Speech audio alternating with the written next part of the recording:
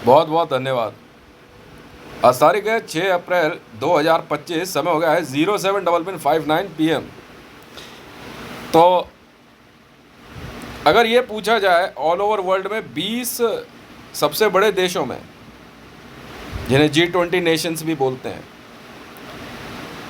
मतलब 10 देशों में तो अलग तरीके से और 10 देशों में अलग तरीके से डिमोनेटाइजेशन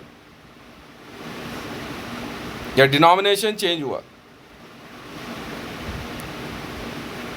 तो मैंने एक बार ना डिनोमिनेशन के बारे में लिखा तो लोग कहते हैं यार ज़्यादा पढ़ा लिखा नहीं है, डिनोमिनेशन इसे क्या पता, इसे डिमोनेटाइजेशन कहते हैं। अबे मैंने कहा मेरा फोकस डिनोमिनेशन पे है, डिमोनेटाइजेशन पे नहीं है। डिमोनेटाइजेशन एक अलग चीज़ है, मोनेटाइजेशन एक अलग चीज़ है। तेरे से ज़्यादा पढ़ा लिखा हूँ तो डिनोमिनेशन पे कह रहे क्या मतलब। अबे बैंक के अंदर पर्ची जो डिपॉजिट स्लिप होती है उसके पीछे या सामने कहीं पे डिनोमिनेशन लिखनी होती है कि आप कितने 100 के नोट, कितने 200 के नोट और कितने 500 के नोट जमा करा रहे हैं। भारत में 2014 में आई नरेंद्र दामोदर दास मोदी की गवर्नमेंट ने डिनोमिनेशन चेंज कर दिया और 1000 का नोट बंद और 2000 का चालू। अब मारो अपने मुंह पे थप्पड़। मेरे बहुत से ट्वीट इसी वजह से हुए। अब हितेश रेवंत तो एक ऐसा बंदा है भारत के अंदर जो सीधे तौर पे भारत में नरेंद्र दामोदर दास मोदी के द्वारा लाई गई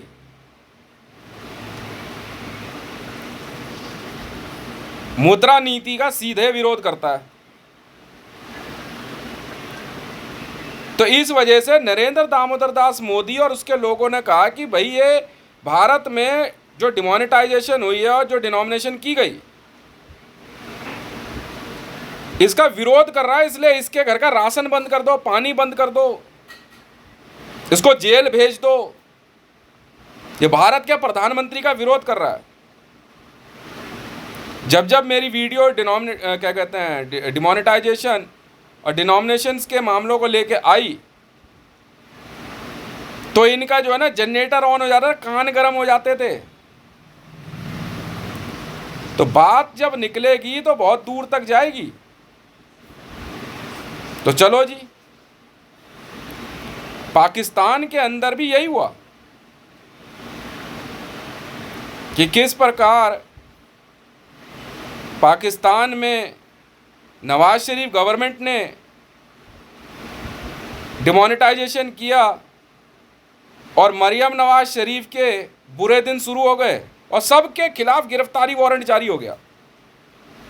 पर इनको गिरफ्तार करने का तरीका इस तरीके से किया गया वर्ल्ड बैंक के द्वारा, जो कि देखने में अरेस्ट नहीं लगता पर अरेस्ट है। तो मैंने कहा कि भाई मैंने तो विरोध नहीं किया, इसलिए भारतीय मुद्रा चाहे पुरानी वाली हो चाहे कोई सी भी हो उसका तो मुझे पूरा बेनिफिट मिलना चाहिए। और नरेंद्र दामोदर दास मोदी ने अपने एक भाषण में यह कहा अचानक कि आपकी जेब में रखी हुई मुद्रा वृद्धि का टुकड़ा है। बिना ये जाने समझे मुझे पूरा ही ये नहीं कि मान लीजिए कि भारतीय मुद्रा में कुछ लाख करोड़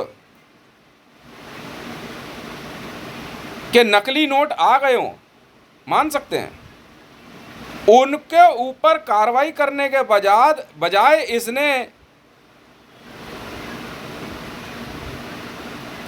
पूरी तरह से खड़ी फसल में ही आग लगा दी।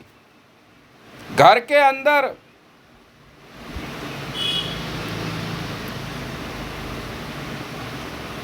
अगर कॉकरोच या चूहे या ये सब ज़्यादा हो जाएं, इनको मारने के बजाय घर में ही आग लगा दी इसने। ये था असली मामला और मैंने ट्विटर से उठाया और इस मामले को मैं international criminal court of justice में ले गया और मैं केस जीत गया। फिर मैंने एक बात मैंने वर्ल्ड बैंक से करी और आरबीआई से भी। मैंने कहा भैया आपके लिए तो ये जो पुराने टन के टन भारत सरकार की मुद्रा रखी हुई है ये तो रद्दी है। कह रहे हाँ रद्दी है, हमने क्या करना है इसका, पक्का? कह रहे हाँ। मैं कहा यार तो मुझे बेच दे, रद्दी का भाव मैं खरीद लेता हूँ। कहा ले ले। नहीं सर जी, 65 पैसे पर किलो के हिसाब से इस हितेश मंडल ने भारत सरकार की मुद्रा पूरे विश्व में खरीदी जो 2014 के से पहले चलन में थी, और पेमेंट हो गई। और उस मुद्रा को क्योंकि रद्दी तौर पे खरीदी है, मैंने जाके वर्ल्ड बैंक में चेक करवाया। मैंने कहा सर ये देखना ये असली है नकली है। कह रहे तो भारत सरकार की, आपके पास कहाँ से आई? मैं कहा जी ये तो रद्दी बोल रहे हैं। कह रहे तो अब आप क्या चाहते हैं? मैं कहा जी अगर ये रद्दी नहीं है तो इसको बदल के मुझे गोल्ड दे दो जी।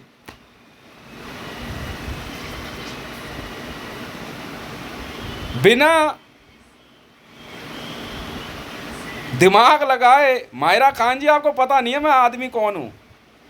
मैंने 10 देशों की करेंसी इसी प्रकार 65 पैसे पर किलो के हिसाब से खरीदी, और यकीन जानिए कि मात्र 8 लाख रुपए, 8 लाख भी नहीं 8,000 रुपए पर किलो के हिसाब से भारत सरकार का गोल्ड मेरा हो गया। अंदाजन लगभग यही था, 8,000 रुपये में 1 किलो गोल्ड मैंने ले लिया।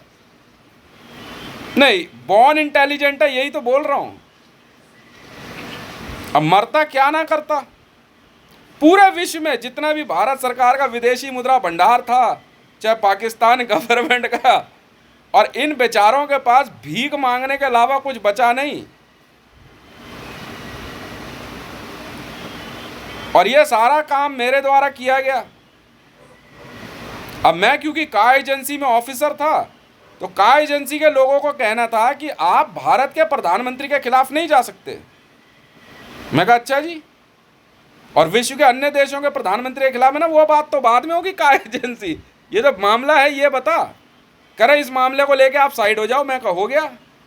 मैंने भाई साहब जितनी इन्होंने करेंसी बदली विश्व के 10 देशों में, और बाद में G20 नेशंस भी थे, मैंने 8,000 रुपये पर किलो के हिसाब से गोल्ड खरीद लिया। मैं कहा जी ये आप रख लो, गोल्ड मुझे दे दो। वर्ल्ड बैंक ने कहा इससे बेहतर कुछ है ही नहीं, इससे बेहतर कुछ है ही नहीं।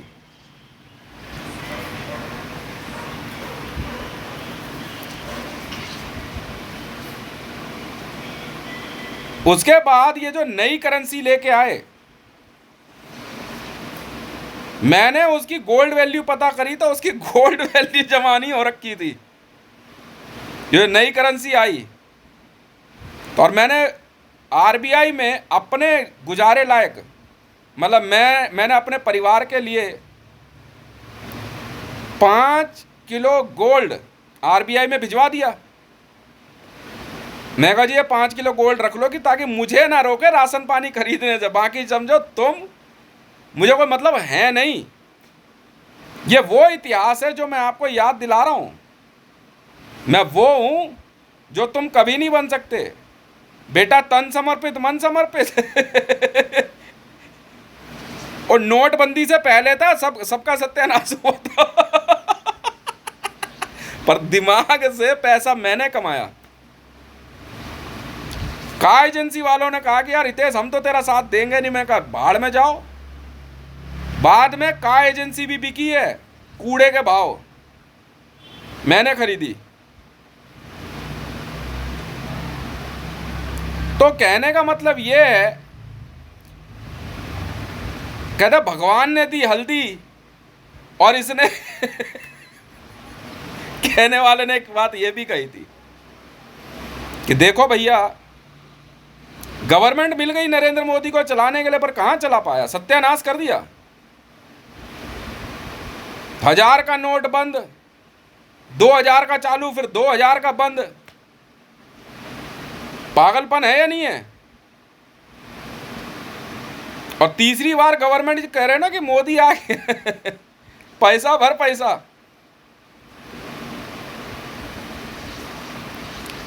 पूरे विश्व में वर्ल्ड बैंक ने लगभग सभी वित्तीय संस्थानों को, जो कि भारत सरकार से संबंधित थे, जितने भी क्या कहते हैं मेंबर ऑफ पार्लियामेंट, चाहे पक्ष हो चाहे विपक्ष हो, सबको गिरफ्तार किया गया।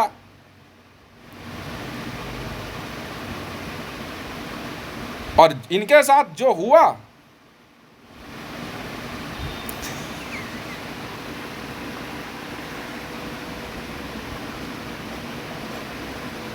चाय पीजिए।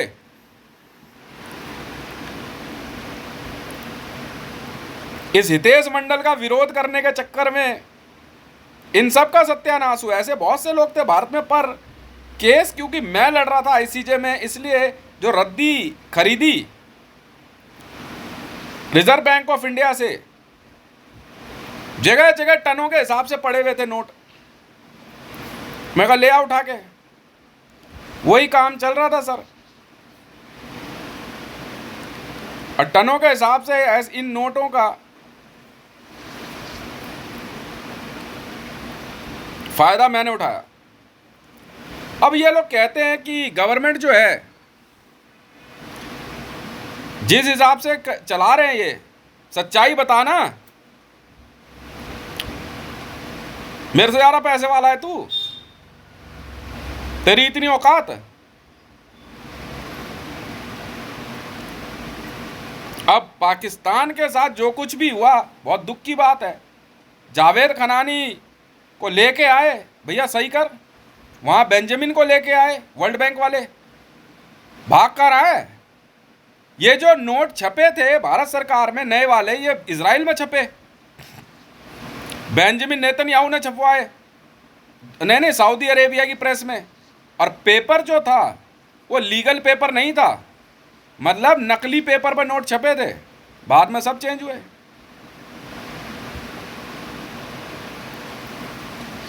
और ये काम करवाने वाले यही लोग हैं, नरेंद्र मोदी, राजनाथ सिंह, अमित शाह। और आपका ये क्या नाम है इसका,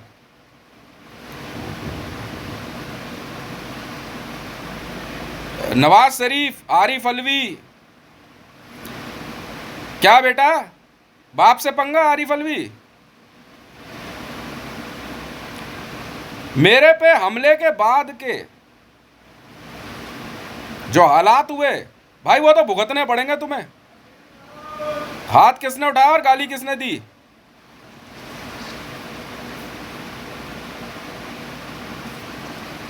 हाथ किसने उठाया, गाली किसने दी? रुक तो सही अभी। कोई हो कोई, बेटा बख्शूंगा मैं भी नहीं।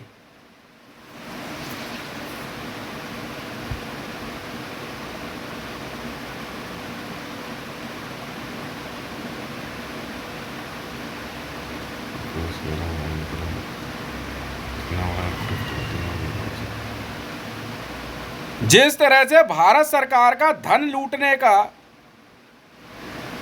कार्यक्रम किंग सलमान ने चलाया, आपको पता नहीं है डोनाल्ड ट्रंप को वापस क्यों लाए हैं? क्योंकि यूनाइटेड स्टेट ऑफ अमेरिका भी उन देशों में से है जहां पे डिमोनेटाइजेशन हुई। पैसा भर, सही कर। कैसे तू समझ? वर्ल्ड बैंक को एक बायर चाहिए था। वर्ल्ड बैंक ने कहा कि हमारे को बायर चाहिए यार, हमें तो पैसे से मतलब है। कर हमने क्या करना है, जमीनें। मैं कहा मैं हूं ना खरीदार, क्या बिक रहा है? ऐसे खरीदी है चीजें, झूठ क्यों बोलते हो यार? करीना कपूर जी, एक ये मामला भी लिख के रखिएगा, क्योंकि मैं करीना कपूर ग्रुप में हूँ, फिल्म इंडस्ट्री में। मैं कहा चलो अब क्या करें, पैसा पूसा तो कमा ही लिया है। मैं कहा अब चलते हैं, थोड़ा सा क्या कहते हैं फिल्म की शूटिंग वूटिंग देखते हैं। उसी में आलू ले लो। नाना पाटेकर जी ने एक पिक्चर में इतना बड़ा एहसान किया ना, आलू ले लो, कांदे ले लो। वेलकम। मेरे से करीना कपूर जी ने पूछा कि अगर इंडिया में अगर आपको किसी फिल्म में काम करने का मौका मिले तो आप कौन सी पिक्चर पसंद करेंगे? Definitely welcome.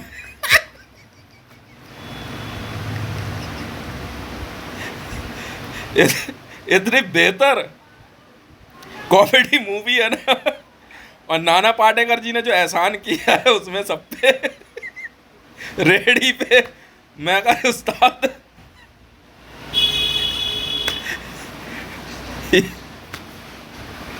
इतनी नहीं बर्दाश्त करेंगे। मैं कहा पिक्चर नहीं देखनी ना।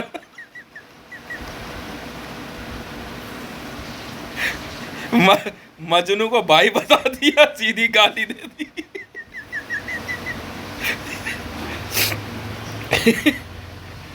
मजनू भाई। करीना कपूर जी वो 7 दिन करीना कपूर जी कह रही है आपके बारे में बहुत कुछ सुना है, बहुत सारी सेटिंग वेटिंग है। मैंने कहा अनिल कपूर जी की पिक्चर याद आ रही है, वो 7 दिन। ये भी मैंने ही बनाई थी ना। जो वेलकम देखी है पिक्चर, मैंने दोनों देखी है, वेलकम 1 और वेलकम 2।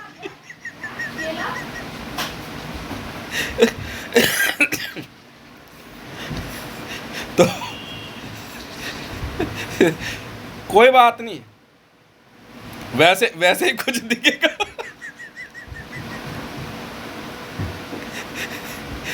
अक्षय कुमार के सर पे कबूतर पर रख के गोली मार रहे।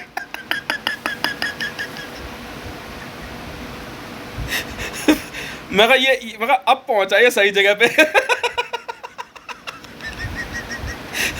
मैं कहा ये बंदा बड़ी फ्लाइंग किक दिखाता रहता सर पे कबूतर।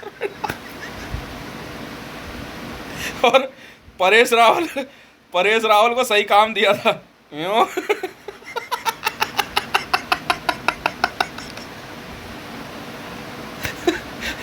वेलकम देखिए है? एक से एक कैरेक्टर है सारे, और कोई भी कम पैसे वाला नहीं है।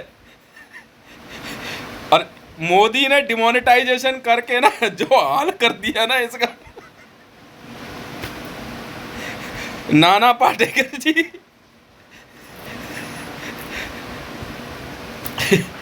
मुंबई में कहीं पे जो है ना कपड़े मच्छी बेच रहे हैं।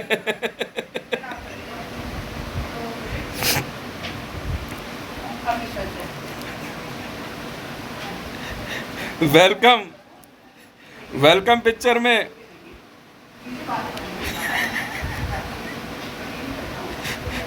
सबसे ज्यादा जो इज्जत अफजाई हुई है ना इस पिक्चर में, वो अक्षय कुमार की हुई है। कबूतर फेटा रखी सर पे।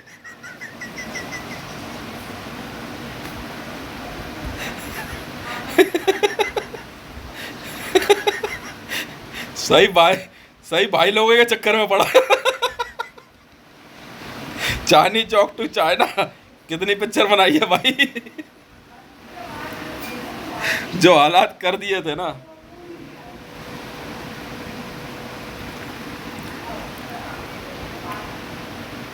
जो हालात कर दिए।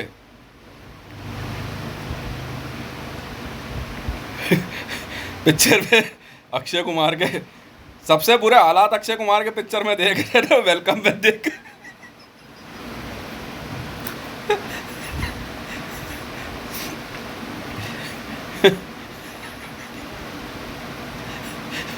और वो जो उसमें प्रेस रिलीज देता है ना बंदा साथ में, नहीं मीडिया 9.0 जो है, पहले मैं भी ठीक ठाक चलता था एक बार। वो बंदा भी सही पकड़ा गया। तो भाई फिल्म इंडस्ट्री ठीक है, या नेता वेता जो है ना बेकार की बातें हैं। ये पॉलिटिक्स वॉलिटिक्स सब बेकार की बातें हैं, मैं बताऊं आपको। ये महा बेवकूफ किस्म के लोग होते हैं, चाहे फिरोज खान जी हो, चाहे नाना पाटेकर हो, चाहे अक्षय कुमार हो। ये मामूली लोग थोड़ी है, कम पैसे वाले हैं ये। पर जो हालात हो गए ना डिमोनेटाइजेशन में,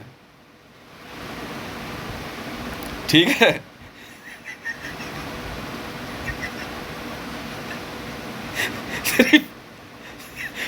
परेश रावल की और तेरी माँ छोड़ गई तो बाप। और सेट इतना महंगा है ना पिक्चर में, नए सेट सेट जहां जहां बुक हुआ इतना महंगा है।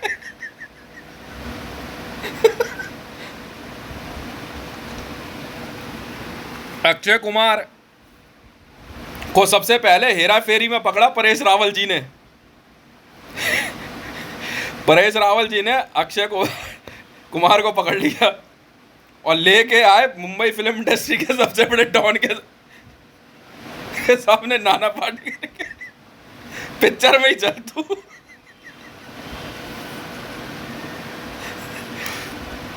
नहीं फिल्म कॉमेडी फिल्म होती है देखने के लिए, ठीक है। वेलकम असल में कॉमेडी नहीं है। अगर आप वेलकम देखो ना, फाइट मूवी है, फाइट मूवी है, इसको समझना थोड़ा मुश्किल है। कैटेगरीज होती है ना। मेरे पूछा था कि आपकी videos and you are in what comedy because it's all are abusive. No no no no, go and check it to in Supreme Court. मेरी वीडियोस दिखा के आप सुप्रीम कोर्ट में पूछो कि कैटेगरी क्या है। फाइट है, फाइट कैटेगरी है, ठीक है। Welcome is also a fight category movie, तो समझना पड़ता है। पर जिस हिसाब से बनी है ना, कंधे पे लकड़ी लेके भाग रहा है, उससे बेहतर सीधी है। वो उससे पूछ रहा, कर तू क्यों भाग रहा है लकड़ी लेके? कह रहा जहां मिला वहीं फूक दूंगा। मैंने कहा ये सच्चा हिंदू है।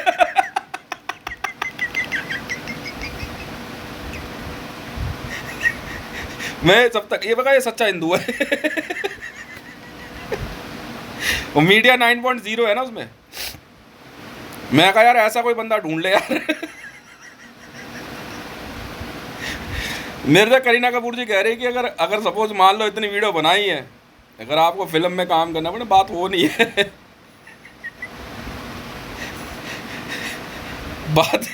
बात कुछ और है। पहले जो इतना सब कुछ कर चुके हैं ना, मैं सोच रहा हूँ करना क्या है। कबूतर ही बैठा दिया। याद है ना कबूतर कहाँ बैठाया गया था? अक्षय कुमार जी, कबूतर कब बैठाया गया था?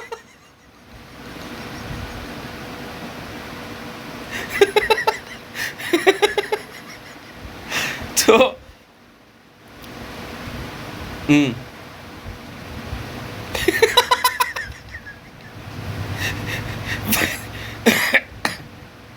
बहुत जबरदस्त पिक्चर है। जितने बड़े स्टार हैं ना पिक्चर में, स्टोरी भी वैसी है। सेट के हिसाब से it's a real fight movie, ठीक है, तो समझ में आता है। फाइट कई तरह की होती है भाई, तुम्हें पता है क्या? अभी सामने कौन खड़ा है? नाना पाटेकर। अब पिक्चर बची कहाँ तेरे लिए भाई?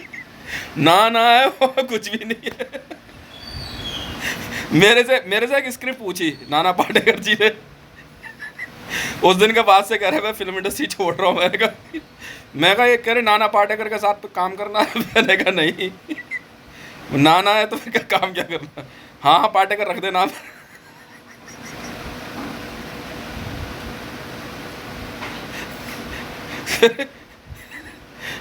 तो भैया ये नेतागिरी जो है ना, ये वो खेल नहीं है। इन्होंने तो जो सत्यानाश करना था कर दिया। जो इम्पैक्ट फिल्म इंडस्ट्री पे पड़ा, बहुत सी चीज़ें सामने निकल के आई। और क्योंकि because of may be personal reasons, so many film actor and actresses and so many celebrities and big shots from the India, they were supporting Narendra Modi and his government, whether his decisions are right or wrong, so the result is in front of you. मैं तो जो बात बताई ना आपको, आप समझ नहीं सकते हैं कि ये जो, बल्कि ये तक कहा मीडिया ने कि शायद हितेश और मोदी के बीच में कोई साठ गांठ है कि उसने नोट बंद कर दिया, इसने बेच दिया। ना ना ना, गलतफहमी है, मैं नहीं जानता इसे, आप जांच कर लो।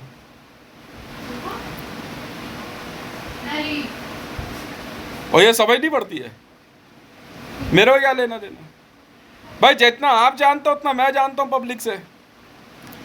एक बंदा भारत में चुनाव लड़ रहा है, गुजरात दंगों में आया, न्यूज़ में आया, इधर उधर चुनाव लड़ रहा है, I am supporting BJP, yes I am supporting him also, and I promise an honour to Prime Minister of India to support till my last breath. I am not supporting a person individual, this is the real thing. But if the result is this, if you are right now, you are finding any clues, any relation between, मैं कहा हाँ ये तो मेरी माँ का भाई लग रहा है ना, मेरा मामा लग रहा है ये माँ ये तो कह रहा है मेरी माँ का भाई है ना मैं सपोर्ट करूँगा। मैं नहीं जानता, वही का लेना देना। जितना आप जानते हो उतना मैं जानता हूँ पब्लिक से। बनारस चुनाव प्रचार के लिए कौन नहीं गया? और तो पीछे भी एक ही बात छुपी थी, अब सपोर्ट करना है, पीएम कैंडिडेट है। वह गुजरात जाके क्या करेगा? मैं कहा वैसी मरी हुई जगह है, मैं बनारस चलते हैं, बस इसी बहाने घूम भी लेंगे बनारस। मैं काशी विश्वनाथ कभी गया नहीं था, तो इसी बहाने श्री काशी विश्वनाथ के दर्शन हो गए। रहे अपना आराम से, दही बड़े खाए फर्स्ट क्लास, 9-10 दिन रहे, कैंपेन भी किया। ये ना ज़बरदस्त दही बड़ा मिलता है ना श्री काशी विश्वनाथ में, दक्षिण भारत का भोजन। अब वो सरप्राइज कि मतलब उत्तर प्रदेश के अंदर श्री काशी विश्वनाथ के आसपास दक्षिण भारत का इतना बेहतर भोजन, ओहो, मेरे को लग रहा मैं दक्षिण भारत में तो नहीं आ गया, श्री काशी विश्वनाथ में। कहीं से नहीं लगता कि आप उत्तर प्रदेश में हो, नहीं लगता।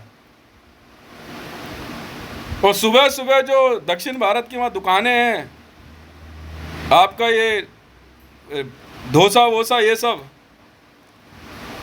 इडली सांभर ये सब, कम ऑन यार, क्या बात कर रहे हो भाई, उत्तर प्रदेश है।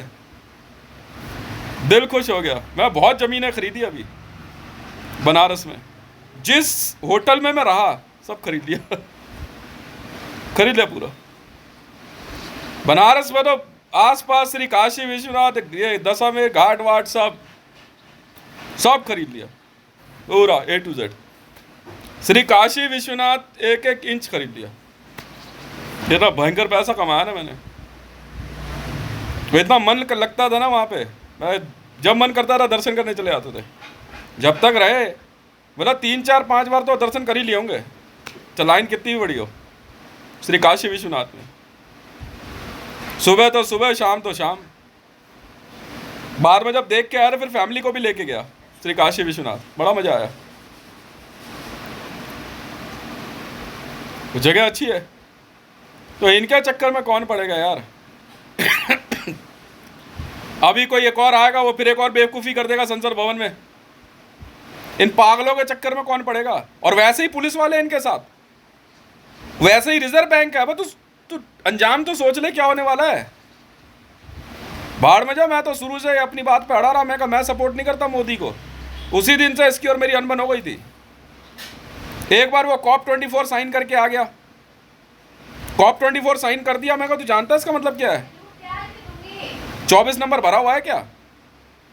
COP24 साइन करके आ गया, दीपावली पे पटाखे बंद, और भारत के अंदर जो है बारूद का धंधा ही बंद कर दिया। सब GTR बन जाएं, युद्ध ना लड़ें, सारा धंधा बंद कर दिया इसने। शिवकाशी के अंदर जो हालात हुए ये अपने आप में बहुत दुखदाई था। फालतू की बात है। अरे वो सीधे ही भारत में दीपावली पे ही तो हमला था, और क्या था? करोड़ों अरबों की इकॉनमी पे हमला हुआ है COP24 के जरिए। ये क्या बात हुई? और तुम जो इतना सब कुछ करके बैठ गए, मैंने एक आर्ग्यूमेंट में जवाब दे दिया अमेरिका को, कह रहे इससे पॉल्यूशन होता है, लोग मरते हैं। मैं बारूद के धुएं से, तू जानता भी है बारूद का धुआं क्या होता है?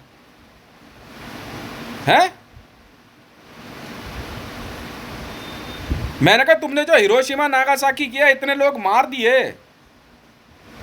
तो अमेरिका से बड़ा कोई हत्यारा है? अब आर्ग्यूमेंट सैंक्शन हो गई, अमेरिका पे इंसर्जेंसी लग गई, बोल नहीं सकते। पॉल्यूशन रोकने का 100 तरीके हैं। हितेश मंडल की बीड़ी से, धुएं से पॉल्यूशन होता है, पर नरेंद्र मोदी कॉन्वॉय में घूमे तो पॉल्यूशन नहीं है। मोदी का कहना है ये पॉल्यूशन कर रहा है, पॉल्यूशन, बीड़ी पी रहा है। और तू जो कॉन्वॉय में घूम रहा है, तेरी गाड़ी क्या आइसक्रीम गिराती है? हैं? तेरी गाड़ी आइसक्रीम गिराती है? तो इन पागलों के चक्कर में नहीं पड़ता भाई मैं, ये हकीकत है। फिल्म देखने चले जाओ तो कह रहा पैसे बर्बाद कर रहा है, तो और क्या, तेरी माँ के खाते में जमा करा दूं? हैं?